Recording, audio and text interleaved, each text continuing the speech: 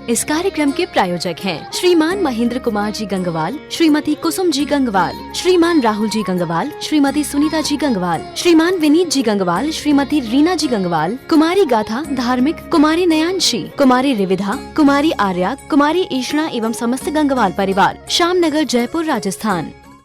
जिस भाषा में हम समझ सके उस भाषा में हमें समझाने का प्रयत्न किया।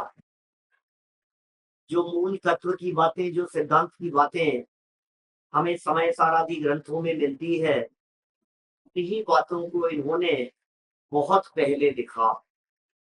मुझे तो ये देख करके भी बड़ी प्रसन्नता हुई कि जिस क्रमबद्ध पर्याय की चर्चा गुरुदेव श्री ने आज के 60 साल पहले, 70 साल पहले की होगी, 80 साल पहले की होगी, क्रमबद्ध पर्याय की चर्चा, वो चर्चा भी सूर्य सागर जी महाराज साहब ने उससे पहले लिख दी थी। मतलब इस तरह की चर्चा ये सब निश्चित है, क्रमबद्ध है, जम जस जम भी देसे वाली गाथाएं, भले ही क्रमबद्ध शब्द नहीं आया हो, लेकिन ये सब चर्चाएं भी इनकी लेखनी से काफी वर्षों पहले निकल करके सामने आई।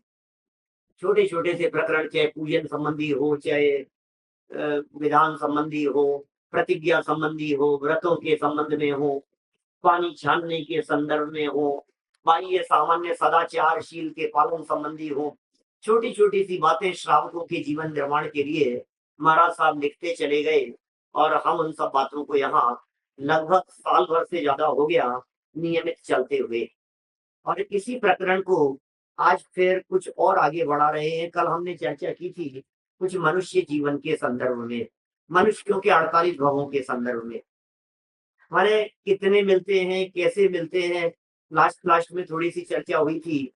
वापस उसको थोड़ा सा 2-4 मिनट में रिवाइज करता हूँ, आप लोगों के सबके ख्याल में आ जाए। मनुष्यों के 48 ही भाव मिलते हैं, इसका उल्लेख मूल रूप से जनागम में कहीं नहीं है, शास्त्रों में कहीं नहीं है चर्चा। धवल, जय धवल, महाधवल सब सिद्धांतों में, सब में खूब बातें, खूब कहीं कहीं नहीं मिला, 48 ही मिलेंगे। हाँ, लेकिन भव स्थिति की चर्चा, काल स्थिति की चर्चा, उस प्रकरण में जरूर धवलादिक में इस तरह का उल्लेख मिलता है कि मनुष्य की जो आयु है या मनुष्य पना है, इसकी उत्कृष्ट स्थिति कितनी है। भाई अभिनंदन, मनुष्यों की उत्कृष्ट स्थिति कितनी है, माने उत्कृष्ट स्थिति कितनी होगी। तो आप कहेंगे साहब मनुष्य आयु तो 3 पल्ले की है, इससे ज्यादा तो होती ही नहीं है। कर्म भूमि के मनुष्यों की मानो तो 1 कोटि पूर्व की है, पंचम काल के मनुष्यों की मानो तो 120 वर्ष की है। पंचम काल में कोई भी मनुष्य 120 साल से ज्यादा जिंदा नहीं रहता, ऐसा है। और चौथे काल की यदि हम बात करें तो 1 कोटि पूर्व तक की आयु है। और यदि भोग भूमि की बात करें, और भोग भूमि में भी उत्तम भोग भूमि की बात करें, तो 3 पल्ले की आयु है। इसका मतलब कोई भी मनुष्य 3 पल्ले से ज्यादा नहीं रहेगा, और भोग भूमि का जीव नियम से मर करके देवगति में चला जाता है, नियम ही है।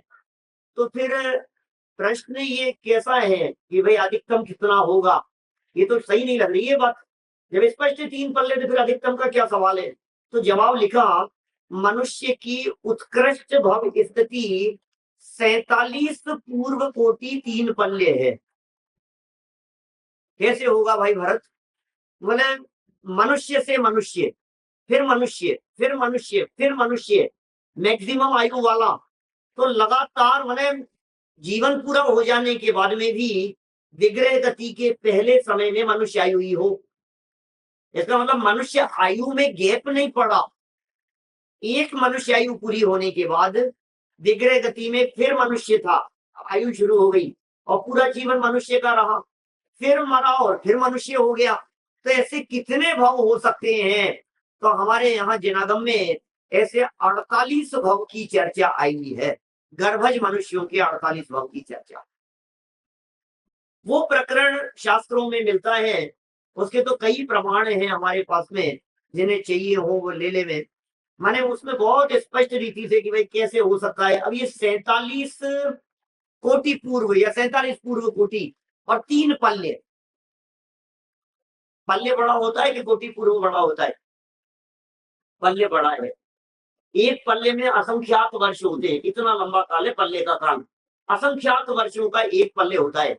और इसी आधार पर हम वो भी प्रकरण सिद्ध करते हैं जिसमें ये कहते हैं हम कि एक सौधर में इंद्र अपने जीवन काल में असंख्यात तीर्थंकरों के कल्याणक मना लेता है।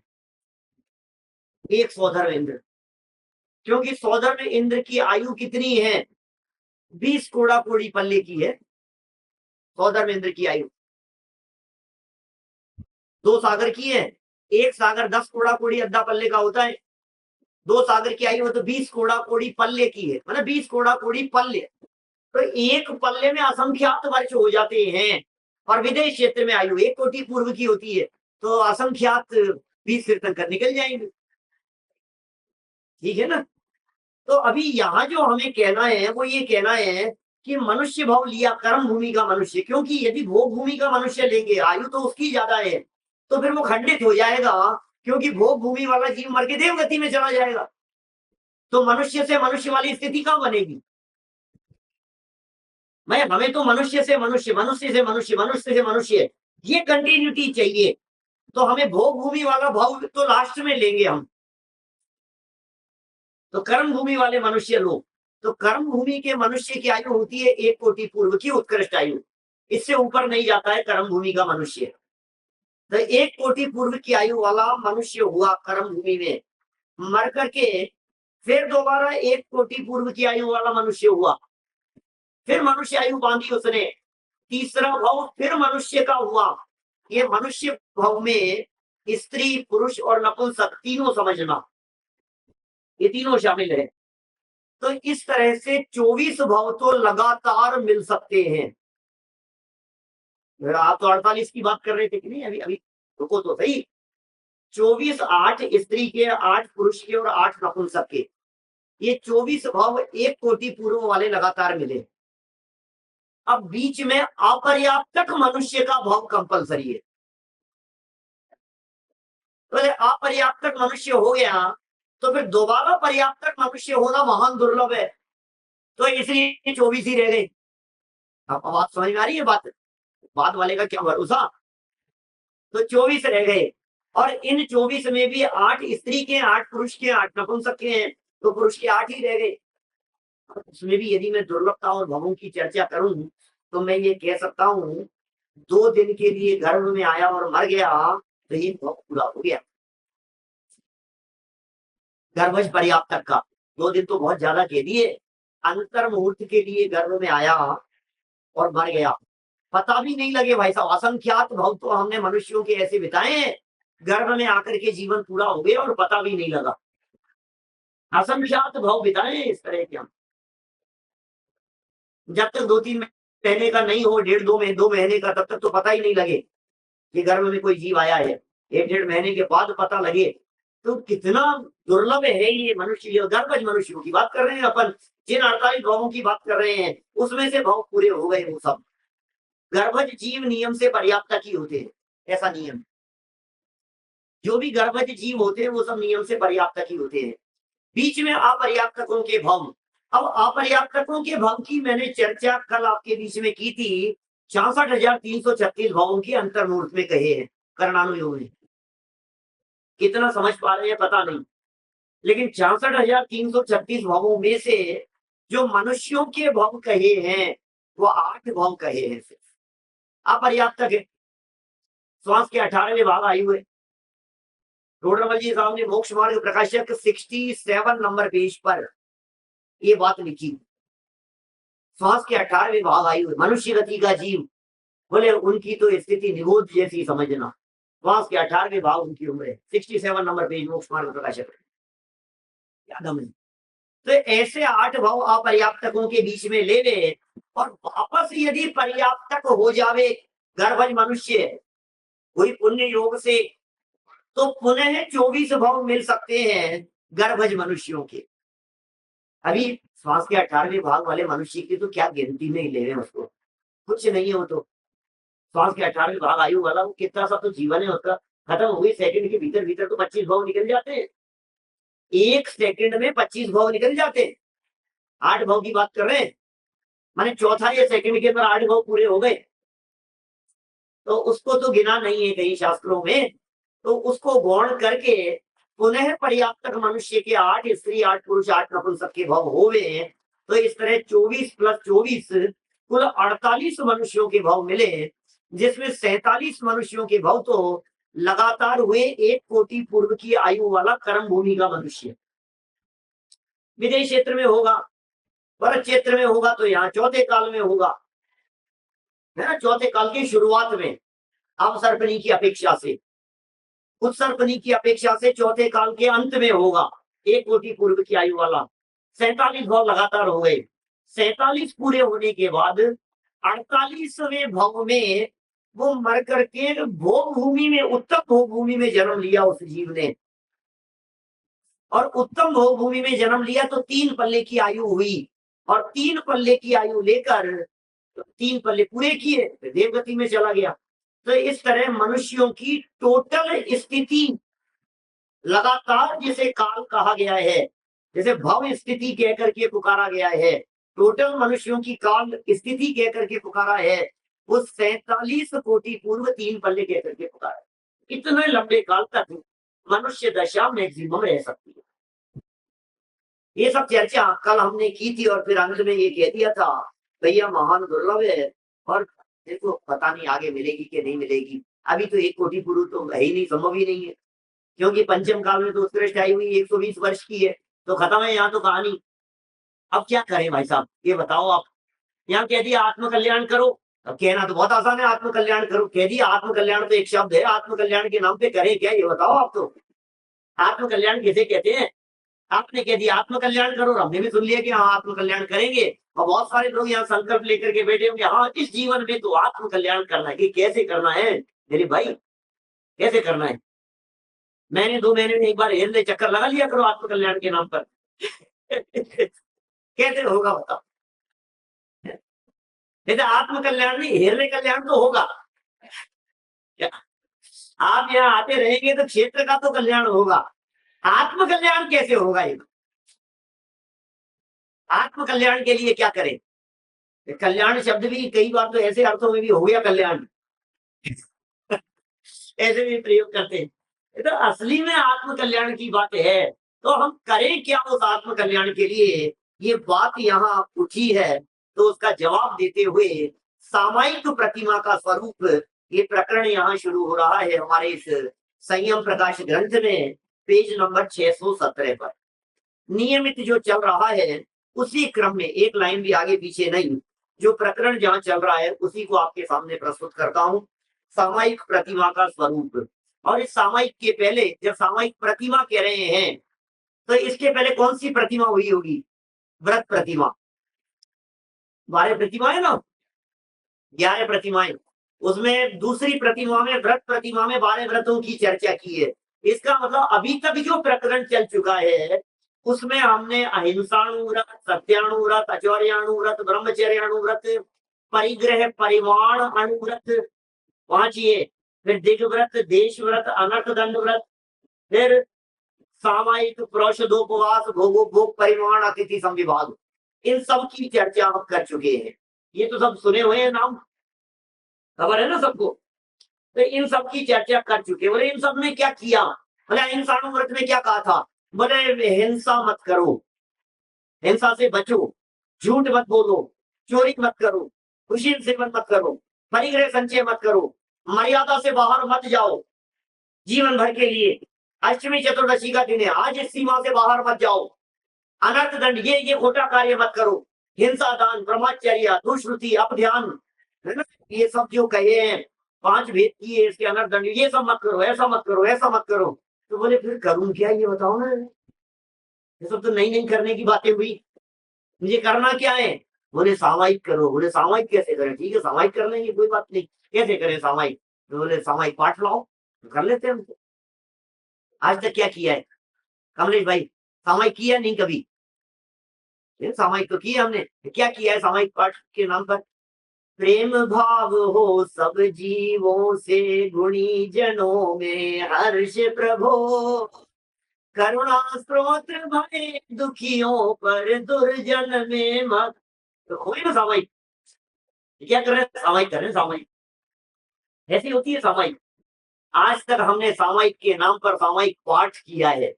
सच्ची सामायिक क्या होती है? सामायिक अपने आप से मिलने का नाम है। सामायिक आत्म स्वरूप के जानने का नाम है। सामायिक सेल्फी का नाम है। सामायिक क्या है? जब अपने उपयोग में अपने स्वरूप की पिक्चर खींचती है, उसका नाम सामायिक है। जब अपने से अपना मिलन होता है, उसका नाम सामायिक है। सामायिक में समता भाव होता है, सामायिक में सिमटना होता है, सामायिक में उपयोग बाहर से हट करके अंदर की तरफ आता है। जब 12 ग्रंथों के माध्यम से सब कार्यों का निषेध कर दिया, ये नहीं, ये नहीं, ये नहीं, तो फिर करें क्या? बोले कुछ नहीं करना। तो फिर क्या करें? बोले कुछ करना न धरना। आचार्य जी कहते हैं कुछ करना न धरना, मगन रहना, बस। क्या करें? अरे करता भी क्या है ये बता तो सही। आज तक अनादिकाल से किया क्या है जिसे करने की सोच रहे हैं हम? कितना काम किया है साहब मैंने, आपको मालूम है? ये शिविर लगाया तो मैंने कितनी मेहनत की, कितना पुरुषार्थ किया, कितनी भाग दौड़ की है मैंने। गांव गांव में घूमा हूं मैं। जी भाई साहब, इतना प्रयत्न किया आप लोगों ने सबने मिलकर के, बहुत प्रयास किया। इसमें आपने क्या किया? सामायिक माने सम्यक दर्शन की प्रक्रिया। सामायिक माने सम्यक दर्शन का जन्म स्थल। सामायिक मतलब आत्मानुभूति का जन्म क्षण का काल जहां प्रकट होगा, उसका नाम सामायिक है। सामायिक को हल्के लेवल पर मत लेना, सामायिक बहुत बड़ी चीज है। पाठ का नाम सामायिक नहीं। अभी हम सामायिक के स्वरूप की चर्चा भी करेंगे, सामायिक की विधि की चर्चा भी बतलाएंगे, आएगी चर्चा, इसके अंदर सब लिखा है। सामायिक के लिए योग्य स्थान की बात भी करेंगे, योग्य काल की बात भी करेंगे, योग्य पद्धति की बात भी करेंगे। अरे अमृत चंद्राचार्य देव ने लिखा, पुरुषार्थ सिद्धि उपाय में पूरा प्रकरण लिखा। टोडरमल जी ने उसकी टीका लिखी, व्याख्या की। 148 नंबर का श्लोक है, संयोग से 148 नंबर का श्लोक है। 148 कर्मों से छूटने के लिए सामायिक। और पुरुषार्थ सिद्धि उपाय पर जब हमारे प्रवचन हुए हैं, तो क्रम प्राप्त उसमें 108 नंबर का प्रवचन है। है जी, क्रम से चलते हुए सामायिक क्या चीज है, जब तक हमें ये पता नहीं हो तब तक हम सामायिक कैसे करेंगे? ये सामायिक मायिक की बातें मत करो, आप तो हमें ये बताओ आत्मानुभव कैसे होगा।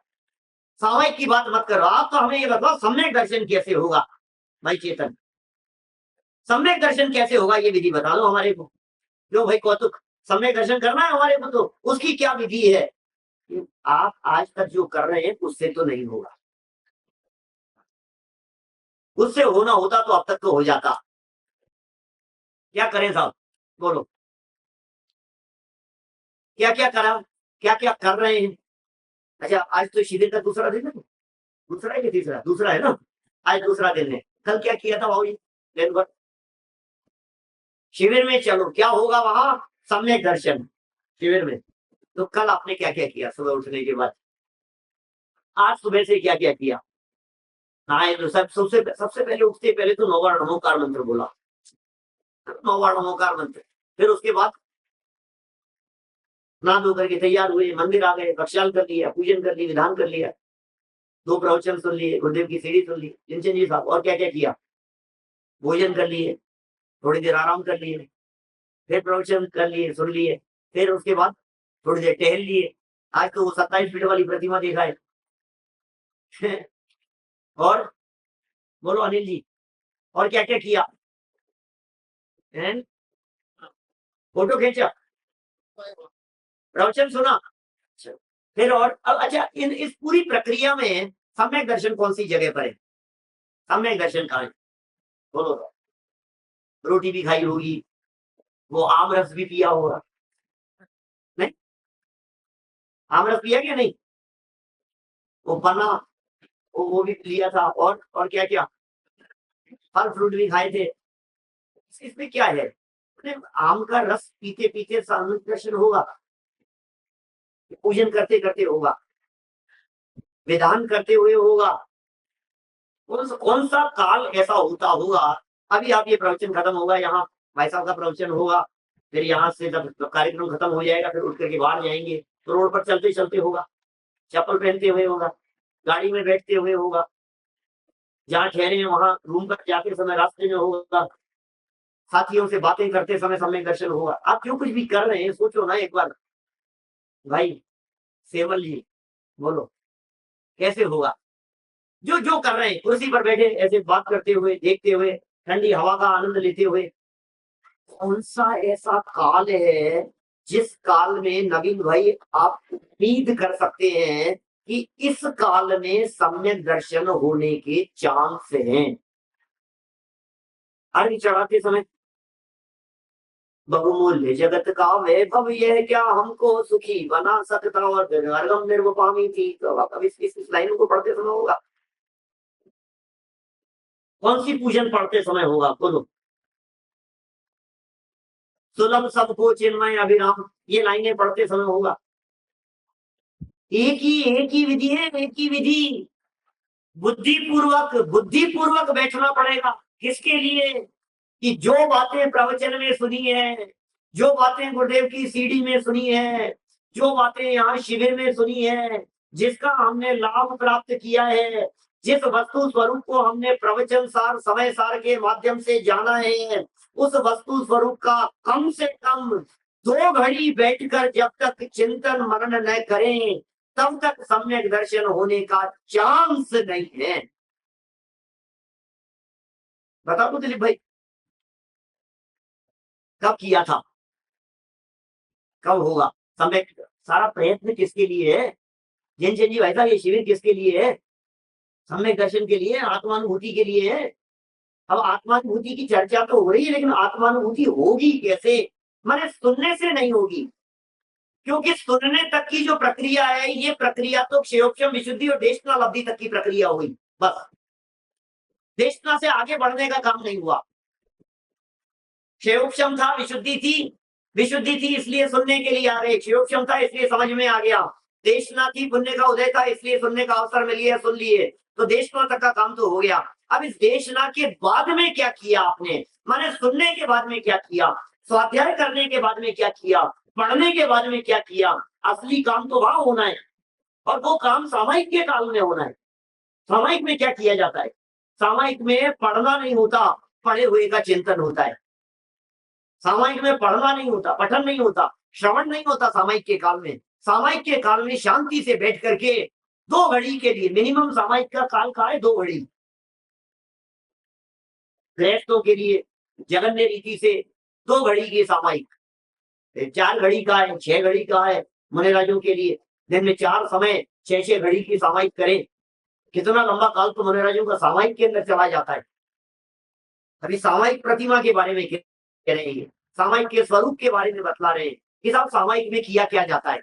बोलो, समव शरण में बैठ करके भी अनंत बार सुनाइए। समव शरण में बैठ करके जब तक सुन रहे हैं तब तक सम्यक दर्शन नहीं है, और सुनते सुनते जब गुनना शुरू कर दिया तो सम्यक दर्शन के चांस हैं। चांस है, होने की गारंटी नहीं ले रहा हूं मैं, लेकिन इतना तो नक्की है कि पूजन करते करते तो नहीं होगा। इतना तो नक्की है कि भोजन करते करते तो नहीं होगा। इतना तो नक्की है कि वो रस पीते पीते तो सम्यक दर्शन नहीं होगा। ठंडी हवा का आनंद लेते लेते तो नहीं होगा। दादा ने लिखा वहां ब्रह्मचर्य धर्म के प्रकरण में, उत्तम ब्रह्मचर्य में इस तरह के प्रकरण दिए। यदि आत्मरमणता का नाम ब्रह्मचर्य है तो फिर वो सारे तर्क दिए कि क्या अकेली स्पर्शन इंद्रिय ही आत्मरमणता में बाधक है? क्या रसना इंद्रिय के भोग नहीं? क्या घ्राण चक्षु कर्ण इंद्रिय के विषय भोग नहीं? खूब तर्क दिए वहां, बहुत अच्छे से उस विषय को खोला है, बहुत अच्छे से तर्क दिए हैं। इस कार्यक्रम के प्रायोजक हैं श्रीमान महेंद्र कुमार जी गंगवाल, श्रीमती कुसुम जी गंगवाल, श्रीमान राहुल जी गंगवाल, श्रीमती सुनीता जी गंगवाल, श्रीमान विनीत जी गंगवाल, श्रीमती रीना जी गंगवाल, कुमारी गाथा धार्मिक, कुमारी नयांशी, कुमारी रिविधा, कुमारी आर्या, कुमारी ईशना एवं समस्त गंगवाल परिवार, श्यामनगर, जयपुर, राजस्थान।